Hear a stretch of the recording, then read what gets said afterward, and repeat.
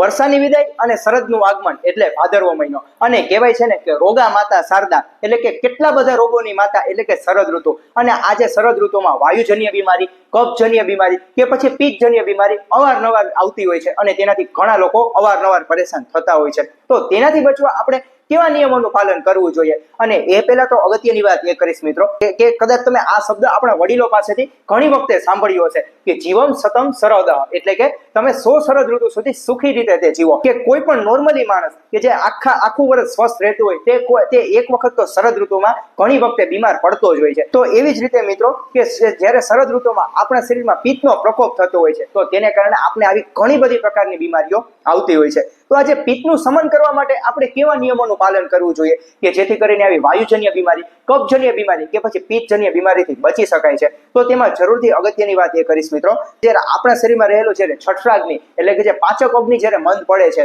તો તેને કારણે આપણા શરીરમાં એવું કંઈક જ્યારે પિત્તમાં ગરબડ ઊભું થાય છે, અને તેને કારણે આપણા શરીરમાં અનેક પ્રકારની બીમારીઓ આવતી હોય છે. અને તેમાં પણ આજે શરદ ઋતુ એટલે કે ભાદરવો મહિનો અને આવનારો નવરાત્રીનો મહિનો એટલે કે આસો મહિનો, આ બે જે મહિના છે એ દરમિયાન ઘણા બધા લોકોના શરીરમાં જ્યારે પિત્તમાં અસંતુલન ઊભું થાય છે કે જેથી કરીને તે લોકો અવારનવાર હેરાન પરેશાન થતા હોય છે.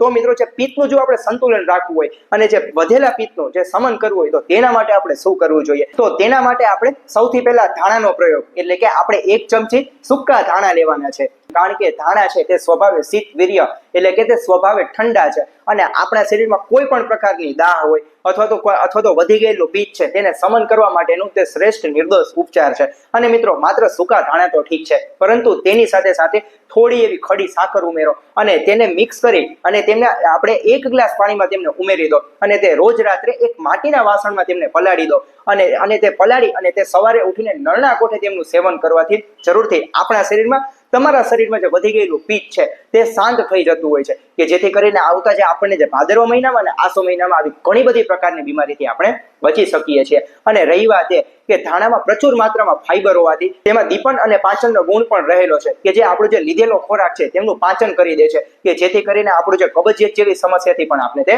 બચાવે છે. અને સાથે અગત્યની વાત એ છે મિત્રો, આ સમય દરમિયાન વધેલા પિત્તને કારણે ઘણી બધી બહેનો, મહિલાઓ કે જેમને વધારે પડતો માસિક સ્ત્રાવ આવો કે પછી વધારે પડતી સફેદ પાણીની સમસ્યાઓ હોય, આવી બધી સમસ્યાઓમાં જો જરૂરથી મહિલાઓ આ પ્રકારનો પ્રયોગ રોજના દિવસમાં 1 ટાઈમ કરશે, તો જરૂરથી તે લોકો જે વધેલું પિત્તનું જે તો તેમના શરીરમાં સમન થઈ જશે, અને પરિણામે તે લોકો પણ આવી બધી સમસ્યાથી તે લોકો છુટકારો મેળવી શકે છે. સાથે બીજો અને સૌથી અગત્યનું એટલે કે સૂકી કાળી દ્રાક્ષ, કે જેને આપણે સંસ્કૃતમાં મુન્નકા તરીકે પણ આપણે ઓળખીએ છીએ. સૂકી કાળી દ્રાક્ષ છે તે પણ સ્વભાવે શીતવીર્ય છે, એટલે કે તે આપણા શરીરમાં શીતળતા પ્રદાન કરે છે. સાથે તે બલ્ય પણ છે એટલે કે તે બળ પ્રદાન પણ કરે છે, અને તે સારક પણ છે એટલે કે જે ગઠાઈ ગયેલું મળ છે તેને નીચે સરકાવી, તેને પોચું પાડી તેને નીચે સરકાવી દે છે, અને પરિણામે આપણે આંતરડા અને આપણું જે પાચન તંત્ર છે તેને પણ તે મજબૂત બનાવે છે. સાથે સાથે મિત્રો જે સૂકી કાળી દ્રાક્ષ છે તેમાં એક એવો અમૃત તુલ્ય ગુણ રહેલો છે કે તે આપણા શરીરમાં જે વધેલો વાયુ દોષ છે તેને શાંત કરે છે, સાથે વધેલો પિત્ત દોષ છે તેને પણ શાંત કરે છે. અને સાથે સાથે આ જે સૂકી કાળી દ્રાક્ષ છે તે રોજ રાત્રે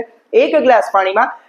10 થી 15 દાણા સૂકી કાળી દ્રાક્ષ પલાળી દો, અને સાથે તેમાં થોડી એવી ખડી સાકર ઉમેરો, અને સાથે તેમાં થોડી એવી વરિયાળી ઉમેરી દો, અને સવારે ઉઠીને તેમનું આ જે પાણી છે તેમનું નળના કોઠે સેવન કરવાથી જરૂરથી આપણા શરીરમાં જે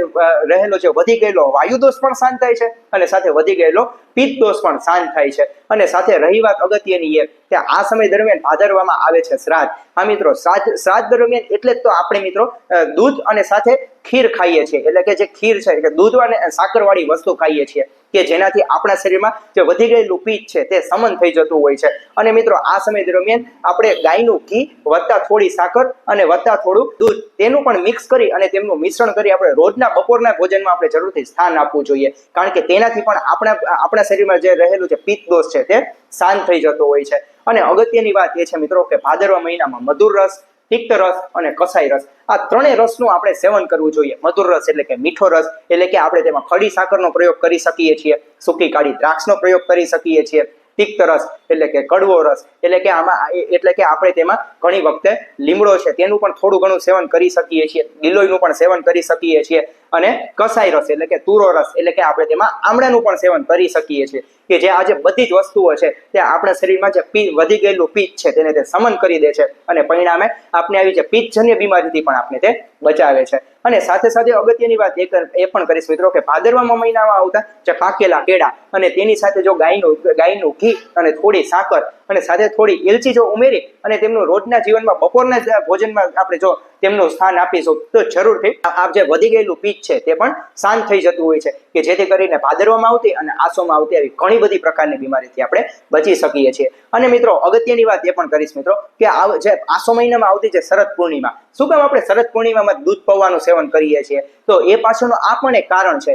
કે જે આ સમય દરમિયાન આપણા શરીરમાં જે પિત્ત વધે છે અને તેને સમન કરવા માટે આપણે દૂધ છે, પૌવા છે અને સાથે થોડી સાકર ઉમેરીએ છીએ કે જેથી કરીને આપણા શરીરમાં તે શીતળતા પ્રદાન કરે છે અને આપણે આવતા જે આવા બધા રોગો છે તેનાથી આપણે તે બચાવે છે. સાથે ત્રીજું અને સૌથી અગત્યનું કે આપણે ગોંદ કતીરાનો પણ પ્રયોગ કરી શકીએ છીએ. ગોંદ કતીરા છે તેને આપણે એક રક્ત સ્તંભક તરીકે પણ ઓળખીએ છીએ એટલે કે આ સમય દરમિયાન વધેલા પિત્તને કારણે નાકમાંથી નસકોરી ફૂટવી, સાથે ઘણી વખતે હરસમાંથી બ્લીડિંગ આવવું અથવા તો મહિલાઓને વધારે પડતો માસિક સ્રાવ આવવો, તો તે લોકો પણ જરૂરથી આ સમય દરમિયાન ગોંદ કતીરાનો પ્રયોગ કરી શકે છે. અને તે સ્વભાવે શીત વીર્ય છે એટલે કે તે આપણા શરીરમાં શીતળતા પ્રદાન કરે છે એટલે કે તે ઠંડક પ્રદાન કરે છે. હા મિત્રો, તો જરૂરથી રોજ રાત્રે સૂતા પહેલા 1 ચમચી ધાણા અને સાથે થોડું એવું ગોંદ કતીરા તે મિક્સ કરી અને 1 ગ્લાસ પાણીમાં તેમને પલાળી દો અને સવારે ઉઠીને તે નરણા કોઠે તેમનું સેવન કરવાનું છે કે જેથી કરીને આપણા શરીરમાં રહેલું જે પિત્ત છે તે શાંત થઈ જતું હોય છે એટલે કે વધેલું પિત્ત તે સમન કરી દે છે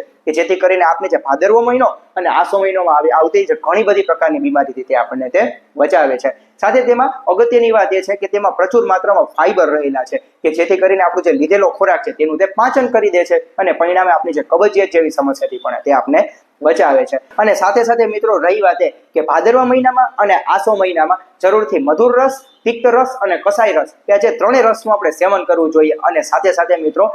દૂધ છે અને તેમાં પણ જો આપણે સાકરવાળું દૂધને જરૂરથી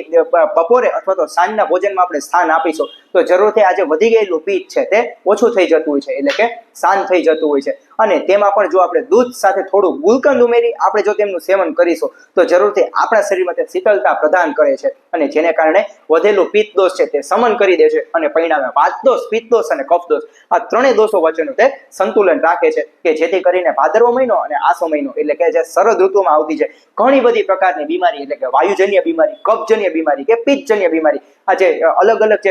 જે દોષોની જે બીમારી છે તેનાથી આપણે બચી શકીએ છીએ. અને મિત્રો આ જે માહિતી છે તે તમે જરૂરથી તમારા દરેક મિત્રોને શેર કરો કે જેથી કરીને આ સમય દરમિયાન ઘણા બધા લોકો આવી અલગ અલગ પ્રકારની બીમારીથી અવારનવાર પરેશાન થતા હોય છે. તો તે લોકો પણ આ જે સૂચનોનું પાલન કરશે તો જરૂરથી તે લોકો પણ લાંબા સમય સુધી સ્વસ્થ અને તંદુરસ્ત રહી શકે છે. સર્વે ભવંતુ સુખીન, સર્વે સંતુ નિરામયા. અને મિત્રો આવી હેલ્થ સંબંધિત વધુમાં વધુ માહિતી મેળવવા માટે આ ચેનલને સબસ્ક્રાઇબ કરવાનું ના ભૂલશો. સૌનો આભાર. જય ધન્વંતરી.